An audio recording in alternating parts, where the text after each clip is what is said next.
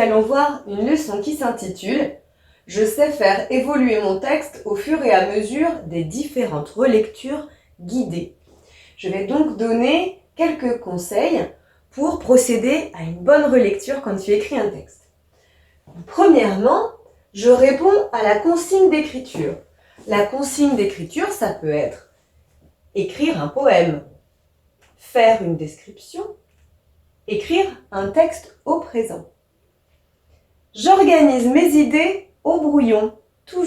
J'utilise toujours un brouillon. Dans un deuxième temps, je relis le brouillon pour l'améliorer et éventuellement le corriger. À ce moment-là, sur mon brouillon, je vais délimiter les phrases. Je vais bien regarder que j'ai mis une ponctuation forte à la fin de chaque phrase. Un point d'interrogation ou un point d'exclamation. Je vérifie également que chaque phrase a un sens, qu'il ne manque pas de mots et qu'il ne manque pas de lettres non plus. Et je fais attention à utiliser un niveau de langue correct. Pas de langage familier à l'école, on ne parle pas à son copain. Troisième temps, je vérifie l'orthographe et à ce moment-là, je corrige. Je regarde bien les accords entre le sujet et le verbe. Je sais que le verbe s'accorde toujours avec le sujet. Je regarde bien l'accord entre le nom et le déterminant. Si le déterminant est au pluriel, alors mon nom est au pluriel. Les tables, table, je mets un S. Je fais attention à l'adjectif et au nom. Les belles tables, belles, B-E-L-L-E-S, puisque ce sont des tables. Je vérifie bien la conjugaison. Je vérifie l'orthographe des mots invariables. Souvent, il y a un T à la fin de souvent. Toujours, il y a un S à la fin de toujours.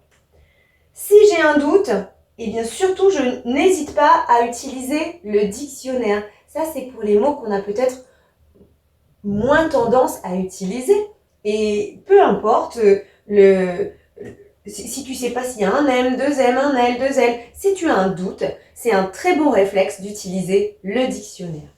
Et enfin, une fois que ton texte est recopié une fois que ton texte est corrigé, je le recopie au propre et je reprocède à une relecture finale. Pour recopier le texte, j'utilise une feuille avec des grands carreaux et j'écris de manière lisible. À toi de jouer à présent. Afin de voir si tu as bien compris la leçon, je te propose un petit vrai ou faux. J'écris mon texte directement au propre après avoir lu la consigne. C'est vrai ou c'est faux?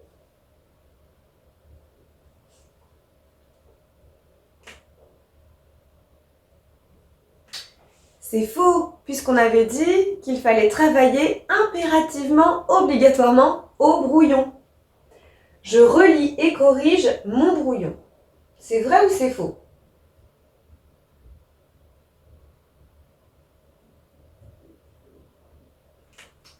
C'est tout à fait vrai. Si je connais les accords, je n'ai pas besoin de vérifier. C'est vrai ou c'est faux?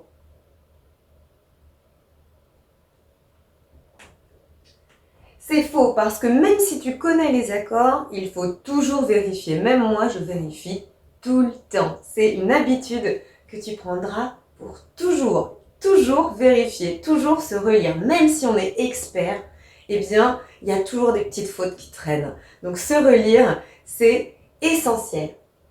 Je laisse les mots dont je ne connais pas l'orthographe. C'est vrai ou c'est faux?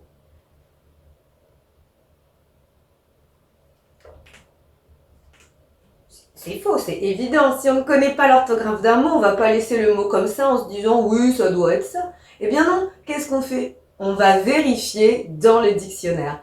Encore aujourd'hui, en tant qu'adulte, eh bien parfois j'ai un doute. Et dans ces cas-là, je n'hésite pas, c'est un réflexe que tu garderas jusqu'à la fin, eh bien d'aller vérifier dans le dictionnaire. Ça, c'est un réflexe qui est excellent. Je recopie et je relis une dernière fois. On a dit que c'était vrai, quand on avait recopié son texte, eh bien, il fallait toujours procéder à une dernière relecture. Je recopie donc lisiblement sur une feuille à grands carreaux. C'est également vrai. Si c'est un petit peu compliqué, il y a sans doute des exercices en ligne qui pourraient t'aider à t'améliorer, mais j'espère que c'est plus clair pour toi maintenant. À bientôt. Maintenant que tu as tout compris, entraîne-toi en faisant les exercices ci-dessous.